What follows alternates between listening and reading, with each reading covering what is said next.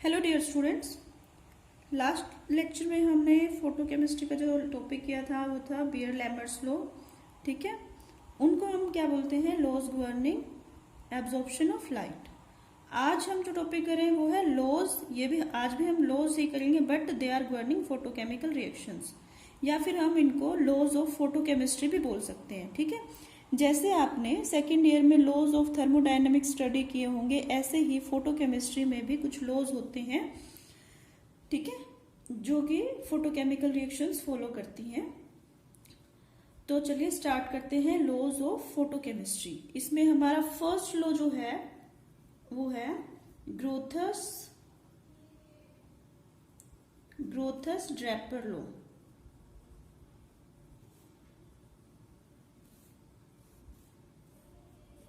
ठीक है, ग्रोथस Draper law क्या कहता है, सबसे पहले हम ये देखते हैं। ग्रोथस एंड ड्रैपर टू साइंटिस्ट थे।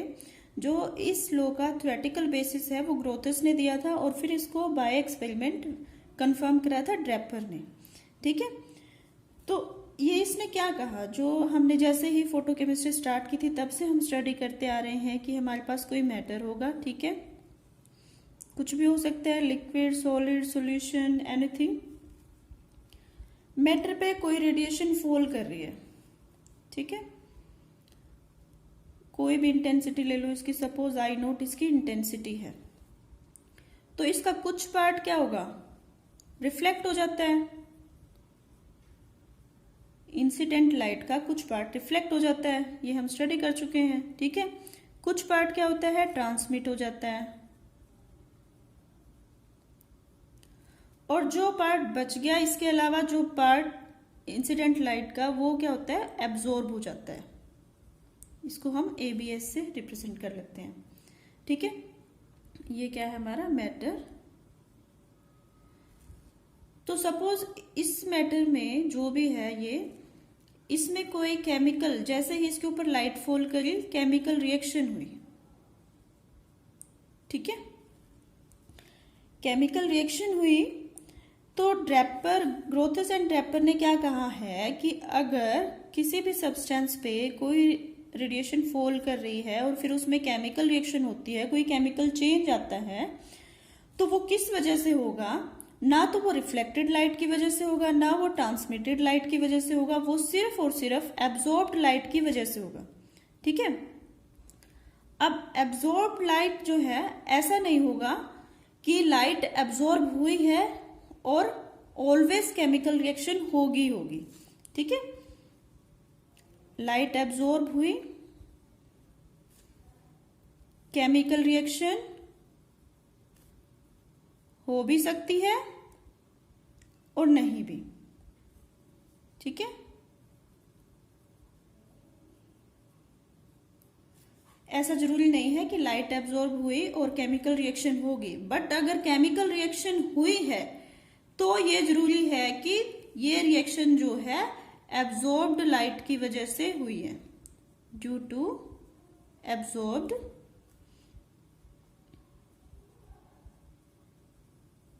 Light.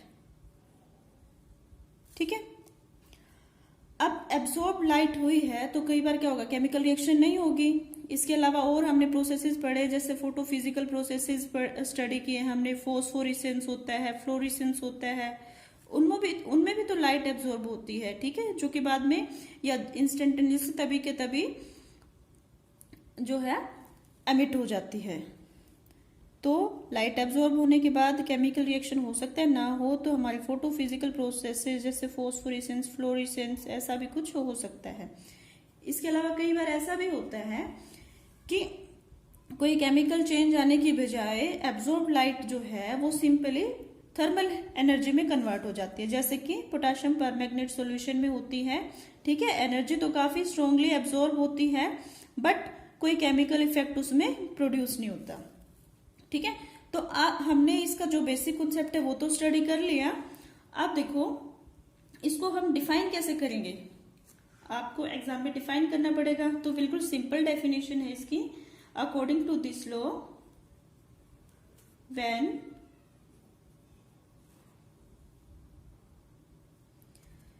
when light falls on a body a part of it is reflected, ठीक है, लाइट फॉल हुई किसी भी बॉडी सब्सटेंस मैटर पे, इसका एक पार्ट जो है जो कि काफी स्मॉल पार्ट होता है रिफ्लेक्ट होता है, ठीक है, नेग्लिजिबल बोल सकते हैं हम उसको, रिफ्लेक्ट हुआ, एक पार्ट इसका ट्रांसमिट हो गया, ठीक है, ये हो गया ट्रांसमिटेड। जो बाकी जो है rest of it is absorbed. तो जो रिएक्शन होगी, केमिकल रिएक्शन होगी, वो सिर्फ और सिर्फ किसकी वजह से होगी, एब्सॉर्ब्ड लाइट की वजह से, and rest of it is absorbed, ठीक है। तो हम क्या लिख सकते हैं इसको, फर्दर हम इसमें एक लाइन और ऐड कर सकते हैं, it is only the absorbed light which is effective in bringing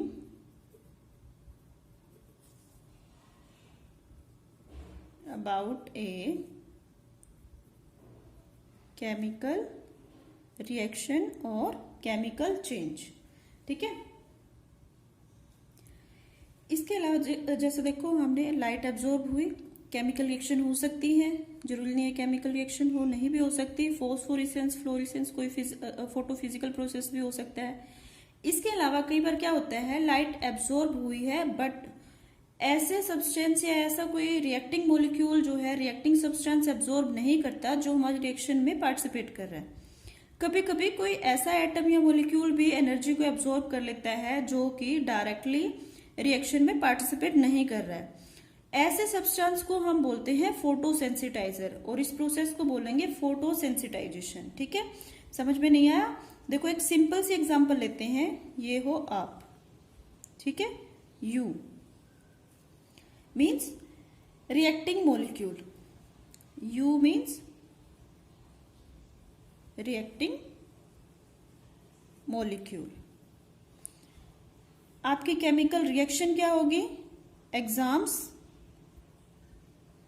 ठीक है, केमिकल रिएक्शन होगी आपकी एग्जाम्स, और वी कैन से स्टडी। अब आपको एग्जाम देने के लिए, स्टडी करने के लिए क्या चाहिए, मटेरियल चाहिए, कुछ ना कुछ, बुक चाहिए, एग्जाम नोट चाहिए, कुछ भी कुछ ना कुछ तो चाहिए, ठीक है। वो आपको कहाँ से मिलेगा, मार्केट से मिल सकता है, आपके टीचर से मिल सकता है, ठीक है। अब एक तो ये प्रोसेस हो सकता है कि आप खुद गए मार्केट और आपको जो भी मटेरियल चाहिए, बुक चाहिए, एग्जाम नोट चाहिए, जो भी आपको बुक चाहिए वो आप खुद लेके आते हो, ठीक है। आप लेके आए मीन्स रिएक्टिंग मॉलिक्यूल ने डायरेक्ट एब्जॉर्ब किया उसको, ठीक है, फिर उसने केमिकल रिएक्शन के लिए स्टडी करके एग्जाम दे दिए।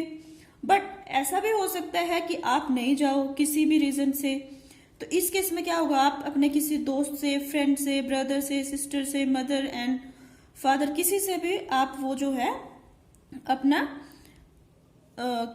मंगवा सकते हो, ठीक है। सपोज आप अपने किसी फ्रेंड से मंगवा रहे हो, तो आपके फ्रेंड ने यहां से जो मटेरियल आपको चाहिए वो लिया, ठीक है, इसके बाद उसने आपको दिया, मीन्स इसको तो नहीं देना था एग्जाम, इसको स्टडी करके एग्जाम नहीं देना था, मीन्स इसको पार्टिसिपेट नहीं करना, केमिकल रिएक्शन में पार्टिसिपेट आपको करना है, ठीक है। बट इसने आपकी हेल्प करी, आपको जो मटेरियल चाहिए था वो इसने आपको प्रोवाइड करा, फिर आपने केमिकल रिएक्शन में पार्टिसिपेट किया। तो ये जो प्रोसेस हुआ कि डायरेक्ट आप नहीं लेके आए, आपका फ्रेंड लेके आया, उसने आपको पास कर दिया वो मटेरियल, ऐसे प्रोसेस को हम बोलते हैं फोटोसेंसिटाइजेशन, ठीक है। बहुत ही सिंपल लैंग्वेज में बताया है, फोटोसेंसिटाइजेशन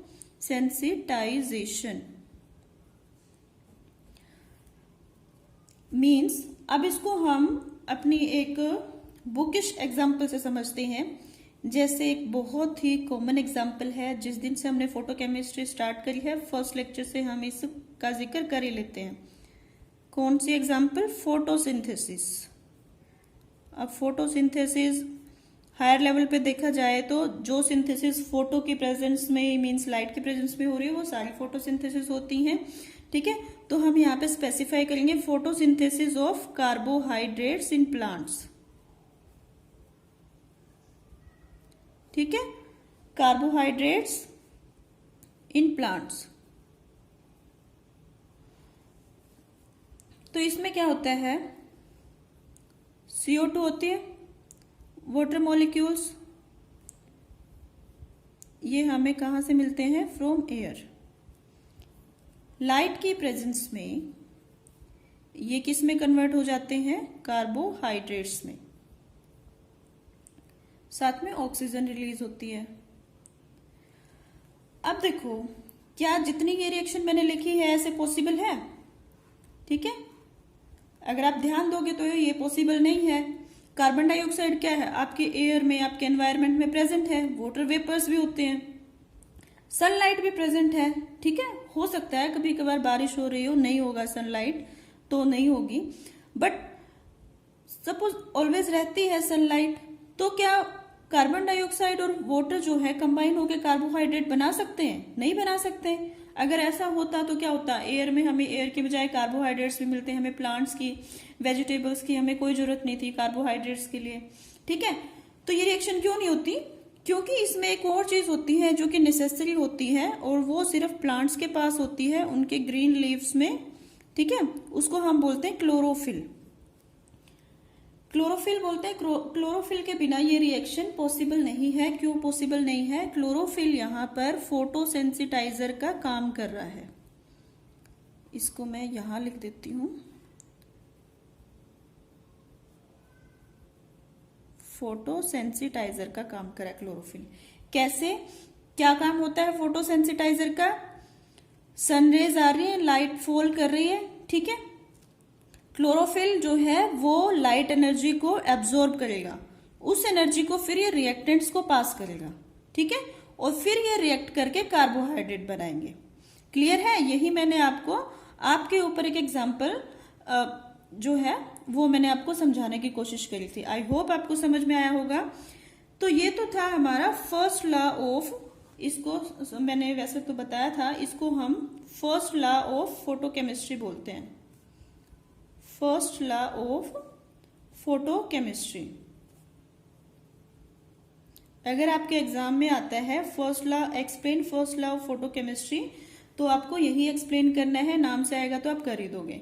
और बाय चांस अगर आपको first law of photochemistry explain करना है तो आप डायरेक्ट ऐसे नहीं लिखोगे कि ग्रोथ-स्टेपर लॉ इज दिस, ठीक है, पहले आप एक लाइन हमेशा ऐड करोगे कि first law of photochemistry is Grotthuss Draper law and according to this, आगे जो हमने एक्सप्लेनेशन करी वो आप लिख सकते हो, ठीक है। अब हम करते हैं second law of photochemistry. Sorry, thermodynamics याद बार बार निकलता है मुंह से। सेकेंड लॉ ऑफ फोटोकेमिस्ट्री, ये इसका दूसरा नाम है हमारा स्टार्क आइंस्टीन और आइंस्टाइन, आप कुछ भी बोल सकते हो, Stark Einstein law of photochemical equivalence, ठीक है, दोनों नेम से आ सकता है आपके एग्जाम में। तो ये क्या कहता है, सबसे पहले इसकी डेफिनेशन देख लेते हैं, मैं लिख लेती हूँ। पहले मैंने इसलिए लिखा है क्योंकि लिखने में काफी टाइम वेस्ट हो जाता है, इसलिए। तो ये लॉ जो है वो क्या कहता है, according to this law, every atom और molecule that takes part in a photochemical reaction, ठीक है, कोई भी रिएक्टिंग मोलिक्यूल मीन्स ऐसा मोलिक्यूल जो फोटोकेमिकल रिएक्शन में पार्टिसिपेट कर रहा है, absorbs one quantum of the radiation to which the substance is exposed, means उस पर जो रेडिएशन फॉल कर रही है उसका 1 क्वांटम जो है वो एब्जॉर्ब करेगा जो भी रेडिएशन उस पर फॉल कर रही है। अब हमने यहाँ पर एक वर्ड यूज किया, quantum of the radiation. Quantum जो है वो किसी भी रेडिएशन के लिए यूज हो सकता है वर्ड, ठीक है, लाइट के लिए भी यूज कर सकते हैं, बट अगर आप यहाँ पे स्पेसिफिकली लाइट वर्ड अगर यूज करोगे तो हम यहाँ पर सिंपली फोटोन भी यूज कर सकते हैं। Photon word, photons of light to which the substance is exposed. तो ये हमारी डेफिनेशन हुई स्टार्क आइंस्टाइन्स लॉ और सेकंड लॉ फोटोकेमिस्ट्री की। सिंपल है, मींस इसका मतलब क्या हुआ, सिंपल लैंग्वेज में देखते हैं। हमारे पास मैटर है, ठीक है, सपोज इसमें हमारे पास कोई ए बी मोलिक्यूल है, या सिंपली आप ए बी मान सकते हो, इसके ऊपर लाइट फॉल हुई I0 इंटेंसिटी है जिसकी, ठीक है। सपोज हम इसमें मान लेते हैं 10 फोटॉन्स हैं हमारे पास, ठीक है, 10 फोटॉन्स हैं। इसमें से जो है ये हमारे पास ए बी मोलिक्यूल जो है 6 मोलिक्यूल्स हैं सपोज, तो यहां पर हमारे 6 फोटोन जो हैं, सॉरी 5 मान लेते हैं, चलो 5 फोटोन्स ट्रांसमिट हो गए, ट्रांसमिटेड लाइट में, ठीक है। अब ये लो क्या कहता है, सपोज 6 ए बी मोलिक्यूल्स में से 5 मोलिक्यूल्स जो हैं वो एक्साइट हुए और केमिकल रिएक्शन में पार्टिसिपेट किया, ठीक है।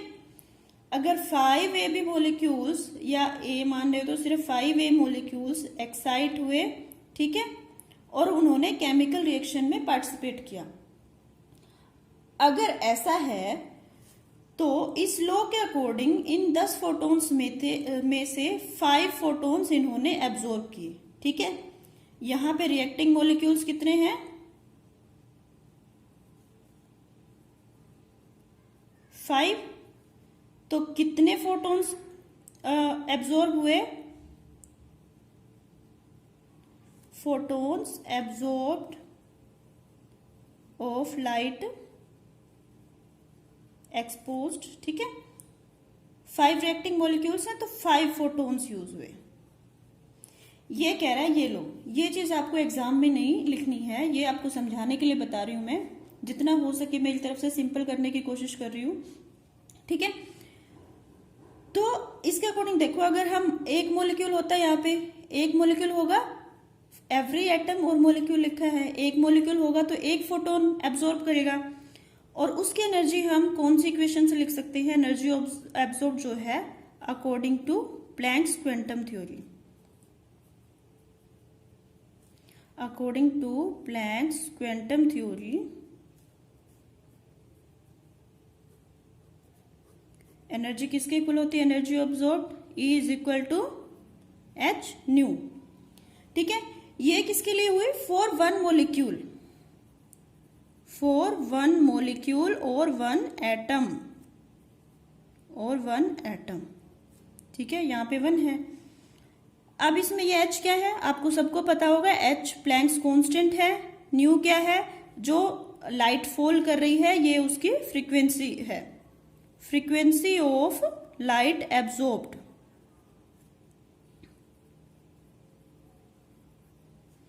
और H क्या है, प्लैंक्स कांस्टेंट।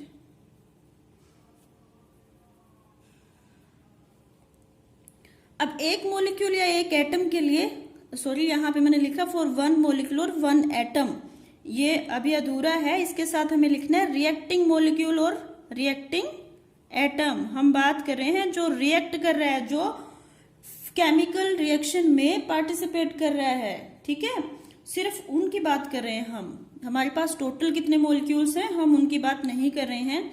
तो अगर एक मॉलिक्यूल रिएक्टिंग मॉलिक्यूल है तो उसके लिए ये एनर्जी हो जाएगी E is equal to h new.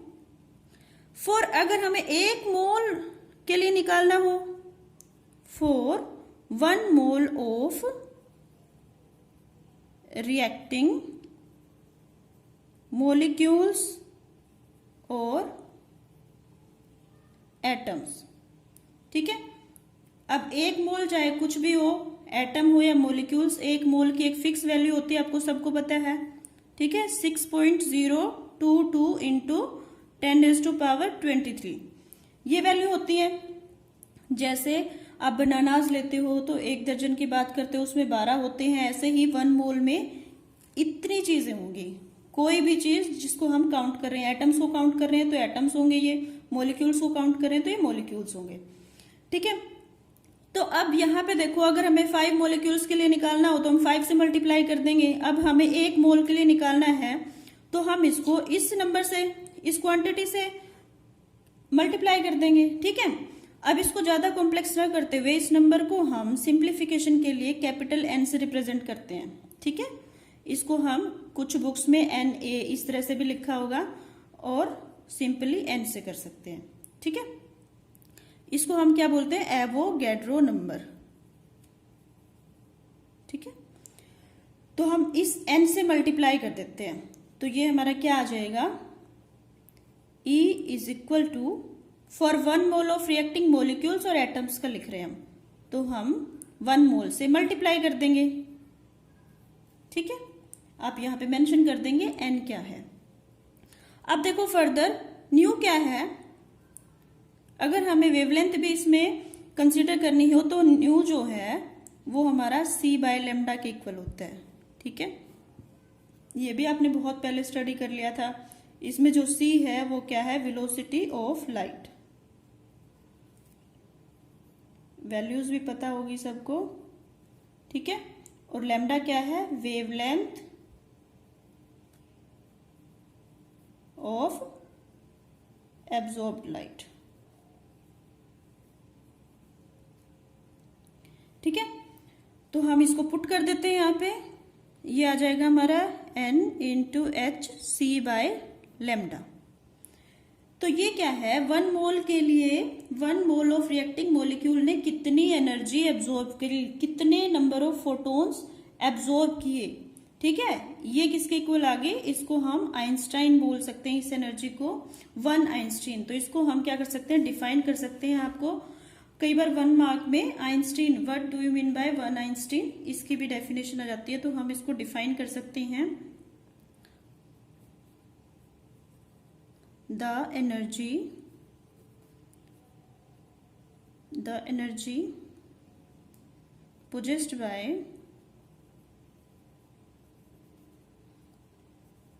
possessed by 1 mole of photons, means 1 mole of photons की जितनी एनर्जी होगी वो हमारी 1 आइंस्टीन होगी। या फिर एक और डेफिनेशन लिख सकते हैं हम, द एनर्जी एब्जॉर्ब्ड बाय, ठीक है, ये कितनी एनर्जी है जो 1 मोल ऑफ रिएक्टिंग मॉलिक्यूल या एटम ने एब्जॉर्ब करी है। तो हम इसको लिख सकते हैं, the energy absorbed bye 1 mole of reacting molecules और एटम्स।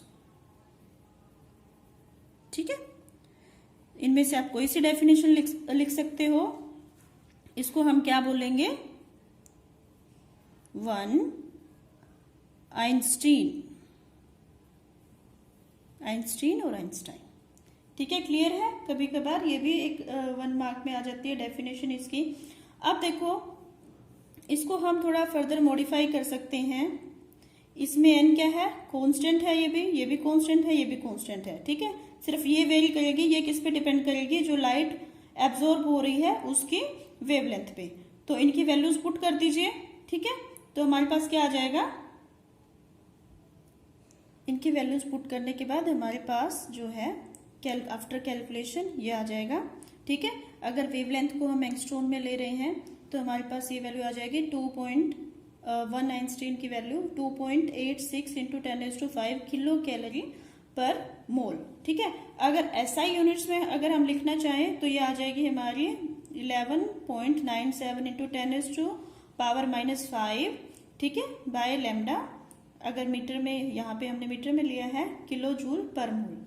ठीक है, अब देखो यहाँ पे क्या है, ये जो हमारा एनर्जी पर आइंस्टीन है ये वेवलेंथ के इनवर्सली प्रोपोर्शनल है। ठीक है, सॉरी दोबारा लिख देती हूँ मैं, ये क्या है, इनवर्सली प्रोपोर्शनल है वेवलेंथ के। मीन्स जिस रेडिएशन की वेवलेंथ ज्यादा होगी उसकी एनर्जी पर आइंस्टीन जो है वो कम होगी, और जिसकी वेवलेंथ कम होगी उसकी एनर्जी पर आइंस्टीन जो है वो ज्यादा होगी। फॉर एग्जाम्पल जैसे देखो, सपोज हमारे पास एक्स रेज है, ठीक है, और इंफ्रारेड रेज है। ठीक है, तो आपको पता होगा वेवलेंथ की अगर हम बात करें तो किसकी ज्यादा होती है, इंफ्रारेड रेज की जो वेवलेंथ है वो ज्यादा होती है। अब अगर हम एनर्जी पर आइंस्टीन देखें तो एक्स रेज की ज्यादा होगी और आईआर रेडिएशंस के लिए कम होगी, क्योंकि आईआर रेडिएशंस के लिए वेवलेंथ ज्यादा है। ठीक है, क्योंकि ये इनवर्सली प्रोपोर्शनल है, डायरेक्टली प्रोपोर्शनल नहीं है। डायरेक्टली प्रोपोर्शनल में क्या होता है, ये ज्यादा होगा तो ये इधर वाली चीज भी जो है ज्यादा होगी। ये इनवर्सली प्रोपोर्शनल है। ठीक है, आज के लेक्चर में हमने क्या डिस्कस किया, लॉज ऑफ फोटोकेमिस्ट्री, जिसमें हमारे पास 2 लॉज थे। First law of photochemistry and जिसको हम ग्रोथस-ड्रैपर लॉ के नाम से जानते हैं, और सेकंड लॉ ऑफ केमिस्ट्री जिसको हम star-Einstein's law of photochemical equivalence के नाम से जानते हैं। ठीक है, नेक्स्ट टॉपिक जो है वो हम नेक्स्ट लेक्चर में करेंगे। Thank you.